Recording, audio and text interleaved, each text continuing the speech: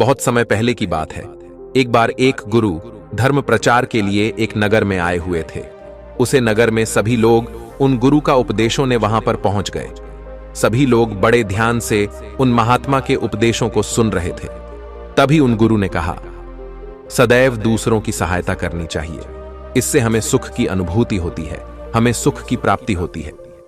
जैसे ही उन गुरुवर ने यह बात कही, वहां पर उपस्थित सभी गांव वालों में से एक व्यक्ति जोर जोर से हंसने लगा और उन गुरुवर से कहता है, हे गुरुवर, आप जो कुछ कह रहे हैं वह सत्य है, क्योंकि मुझे इन सब बातों पर बिल्कुल भी विश्वास नहीं। क्या किसी की मदद करने से केवल हमें भला सुख की अनुभूति कैसे हो सकती है? आप जो कुछ भी कह रहे हैं वह सब असत्य झूठ है। मैं इन सब चीजों में विश्वास नहीं करता। यह सारी बातें गुरुवर ध्यान से सुन रहे थे। तभी उसे व्यक्ति की इस बात का जवाब देते हुए वे कहते हैं, बेटा, क्या तुमने आज तक कभी किसी की सहायता की है? क्या कभी किसी की निष्पक्ष भाव से मदद करने की कोशिश की है? इस पर व्यक्ति कहता है, नहीं, क्योंकि मुझे इन सब चीजों पर विश्वास नहीं। तभी इस पर वो गुरुवर कहते हैं, बेटा, जब तुमने कभी किसी की सहायता नहीं की, जब तुमने कभी कोई धर्म का कार्य किया ही नहीं, तो तुम्हें कैसे पता चलेगा कि किसी की सहायता करके तुम्हें सुख की अनुभूति प्राप्त होगी? और यह तुम्हें कैसे पता चलेगा कि यह बात कितनी सत्य है और असत्य? यदि तुम इसका अनुभव करना चाहते हो, इस बात की पुष्टि करना चाहते हो कि यह बात कितनी सत्य है और असत्य, तो तुम्हें सबसे पहले इसे अपने जीवन में उतरना होगा। किसी की निष्पक्ष भाव से मदद करनी होगी। तभी तुम इसके बारे में जान सकोगे कि मैं सत्य कह रहा हूं या फिर असत्य। उन गुरुवर की यह सारी बातें सुनकर वह व्यक्ति शर्मिंदा हो गया। वह व्यक्ति ये बात जानता था कि उसने आज तक कभी किसी की निष्पक्ष भाव से सहायता नहीं की, ऐसा कोई कार्य नहीं किया जिससे उसे सुख की प्राप्ति हो। आगे वो गुरुवर सभी को इस बात को स्पष्ट तौर पर समझाने के लिए एक कहानी सुनाते हैं। वे कहते हैं कि गुरु और एक शिष्य अपनी यात्रा से लौट रहे थे। इस यात्रा के दौरान जहां पर भी उन्हें अनाज मिलता, वे उसे बटोर लेते, उसे ग्रहण कर लेते। एक पोटली गुरु के पास से थी और दूसरी पोटली शिष्य के पास। लगभग आधा मार्ग तय करने के बाद वह शिष्य अपने गुरुवर से कहता है, हे गुरुवर, बहुत जोर की भूख लगी है। यदि आप आज्ञा दें तो हम यहीं पर कुछ देर बैठकर विश्राम कर लेते हैं और भोजन भी कर लेंगे। उन गुरुवर ने कहा, ठीक है, यदि तुम भोजन करना चाहते हो तो यहीं पर हम कुछ देर विश्राम करके भोजन कर लेते हैं। इतना कहकर वह गुरु और शिष्य एक पेड़ की छाया में बैठ जाते हैं। उसी के सामने एक किसान खेती में काम कर रहा था। वहां उसके पीछे हल भी रखा हुआ था। यह देख शिष्य के मन में थोड़ी सी शरारत जाग उठी, क्योंकि वह शिष्य बेहद शरारती था। उसने अपने गुरुवर से कहा, हे गुरुवर, क्यों ना थोड़ी सी शरारत की जाए, उस किसान को थोड़ा सा तंग किया जाए। तभी वो गुरुवर कहते हैं, तुम क्या कहना चाहते हैं? वह शिष्य कहता है, हे गुरुवर, क्यों ना हम इस किसान का हल छुपा दें और जब यह परेशान होने लगेगा तब हम इसका हल इसे वापस कर देंगे। इस पर वह गुरुवर कहते हैं, बनते पर इससे क्या लाभ होगा? वह किसान अपने कामों में लगा हुआ है और उस काम में तुम विघ्न डालने की बात कर रहे हो। यह अच्छी बात नहीं। हाँ, अगर तुम शरारत करना ही चाहते हो तो हमारे पास जो 2 अनाज की पोटलियां हैं, उनमें से एक पोटली तुम उसकी हल के पास रख दो और फिर देखो क्या होता है। वह शिष्य अपने गुरुवार की बात मान जाता है और जैसा उसे उसके गुरुवार ने कहा, वह पोटली उस हल के पास रख देता है और वापस आकर अपने गुरुवार के साथ उसी पेड़ की छाया में बैठ जाता है। काफी देर कड़ी मेहनत के बाद धूप में जब किसान थक जाता है और बैठने के लिए अपने हल के पास लौटता है, और जब वह अपने हल के पास एक पोटली देखता है, तब वह आसपास इधर उधर देखता है कि कहीं यह किसी की पोटली यहां पर छूट तो नहीं गई। लेकिन उसे कोई नजर नहीं आता, क्योंकि वह शिष्य और गुरु पेड़ की छाया में छुपे हुए दूसरी तरफ बैठे हुए थे। जब काफी देर इंतजार करने के बाद भी पोटली लेने कोई नहीं आता, तो वह किसान उस पोटली को खोलकर देखता है तो उसमें उसे अनाज मिलता है। और यह सब देखकर वह किसान अत्यधिक खुश हो जाता है और कहता है, हे ईश्वर, आज तूने मेरी सहायता की, इसके लिए कोटि कोटि धन्यवाद। आज मैं बड़ा उदास था। जब मैं घर से निकाला तो मेरे घर पर कुछ भी नहीं था। मेरे घर पर खाने के लिए अनाज का एक दाना तक नहीं था। लेकिन आज तुमने मेरी मदद की। आज तुमने मुझे यह अनाज की पोटली देकर मेरी बहुत बड़ी सहायता की है। इसके द्वारा मेरा और मेरे पूरे परिवार का पेट भर जाएगा। इसके लिए आपका बहुत बहुत धन्यवाद। इतना कहकर वह किसान उस पोटली को लेकर वापस अपने घर की ओर चला जाता है। इतना कहकर वह गुरुवार उसे व्यक्ति से यह सवाल करते हैं कि अब बताओ, तुम्हें किस चीज से ज्यादा खुशी मिलती, उस किसान का हल चुराकर या फिर उस किसान को वह पोटली देकर? इस पर व्यक्ति कहता है, हे गुरुवर, उस किसान को जो अनाज की पोटली मिली, उससे वह और उसका पूरा परिवार अब भोजन कर पाएगा। इससे ज्यादा सुख की बात और क्या हो सकती है? इससे ज्यादा खुशी की बात और क्या हो सकती है? तभी वह गुरुवर कहते हैं, तुमने बिल्कुल ठीक कहा। जब हम किसी के निष्पक्ष भाव से मदद करते हैं, जब हम ऐसे व्यक्ति की सहायता करते हैं जिसे उसकी आवश्यकता हो, तो हमारे मन को असीम शांति प्राप्त होती है और हमें सुख की अनुभूति होती है। किसी व्यक्ति को परेशान करने से, तंग करने से, दुख देने से अच्छा है कि उसे हम खुशी दें। इतना कहकर वह गुरुवर कहानी में आगे बढ़ते हैं और कहते हैं, जिस प्रकार उस शिष्य ने यह कार्य करके सुख की प्राप्ति की खुशी का अनुभव किया, उसी प्रकार आप भी एक बार किसी ना किसी व्यक्ति की निष्पक्ष भाव से मदद जरूर करें। उन गुरुवर की यह बात सुनकर उस व्यक्ति को यह एहसास हो जाता है कि किसी को सुख देने में जो खुशी मिलती है, वह किसी को दुख देने में नहीं मिलती। इससे बड़ा ना तो कोई धर्म है और ना ही कोई पुण्य। यदि आप किसी भी जरूरतमंद की सहायता या मदद कर सकते हैं तो अवश्य करें, लेकिन इसका अर्थ केवल यह नहीं कि आप उसकी मदद धन दौलत से ही करें, बल्कि आप चाहे तो उसकी मदद कोई भी कार्य पूरा करवा के कर सकते हैं। कोई भी ऐसी मदद जो आप करने में सक्षम है। हमारी अगली सीख हमें अगली कहानी से मिलेगी। एक बार की बात है, महात्मा बुद्ध और उनके कुछ शिष्य किसी गांव का भ्रमण करके वापस लौट रहे थे। तभी वहां पर उन्हें कुछ लोग मिलते हैं जो उन्हें देखते ही उनकी निंदा करते हैं, उन्हें अपशब्द कहते हैं। जैसे जैसे महात्मा बुद्ध और उनके शिष्य आगे कदम बढ़ाते हैं, वह लोग उन्हें और भी ज्यादा अपशब्द कहना शुरू कर देते हैं। लेकिन महात्मा बुद्ध और उनके सभी शिष्य बिना कुछ कहे, चुपचाप, बिना कुछ प्रतिक्रिया दिए वहां से आगे की ओर बढ़ चलते हैं। आगे कुछ दूर जाने के बाद उन्हें एक वृक्ष नजर आता है, जहां पर वे सभी लोग रात गुजारने के लिए विश्राम करते हैं। तभी पासी के गांव से कुछ लोगों का समूह वहां से होकर गुजर रहा होता है। वे लोग उन महात्माओं को देखकर अति प्रसन्न हो जाते हैं। वे लोग उनसे आग्रह करते हैं कि आप हमारे गांव में चले। उनका यह आग्रह महात्मा बुद्ध और उनके सभी शिष्य स्वीकार कर लेते हैं। वे सभी उनकी गांव की ओर चल पड़ते हैं।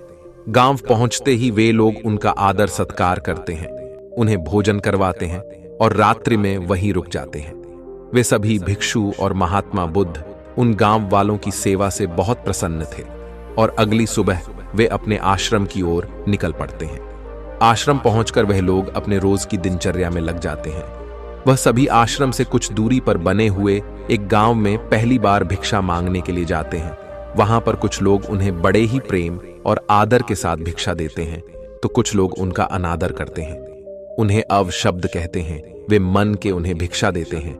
और कुछ लोग तो उस गांव में ऐसे भी थे जो उन भिक्षुओं को देखकर उनका अपमान करते हैं, उनकी खूब निंदा करते हैं।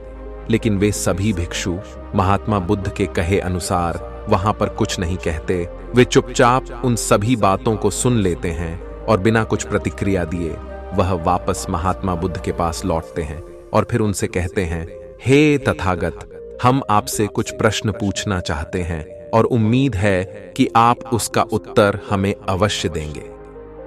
तभी महात्मा बुद्ध कहते हैं, पूछो, तुम्हारे क्या प्रश्न है?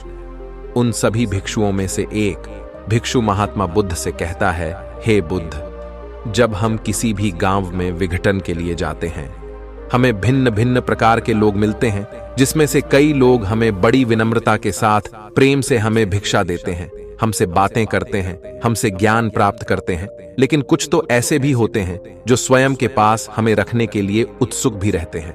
लेकिन वहीं पर कुछ ऐसे लोग भी होते हैं जो केवल हमारी निंदा करते हैं, हमें अपशब्द कहते हैं, हमारे पहनावे को लेकर, हमारे बातों को लेकर, हमारी दिनचर्या को लेकर हमें भला बुरा कहते ही रहते हैं।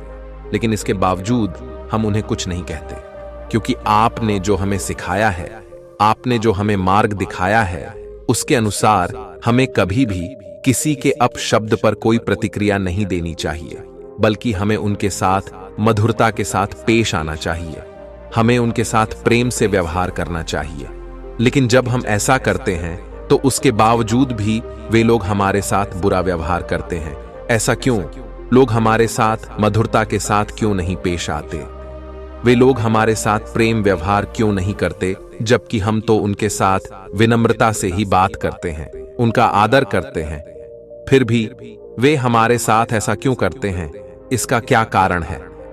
महात्मा बुद्ध उस शिष्य की सारी बातें ध्यानपूर्वक सुन रहे थे और सभी शिष्यों का यही प्रश्न था।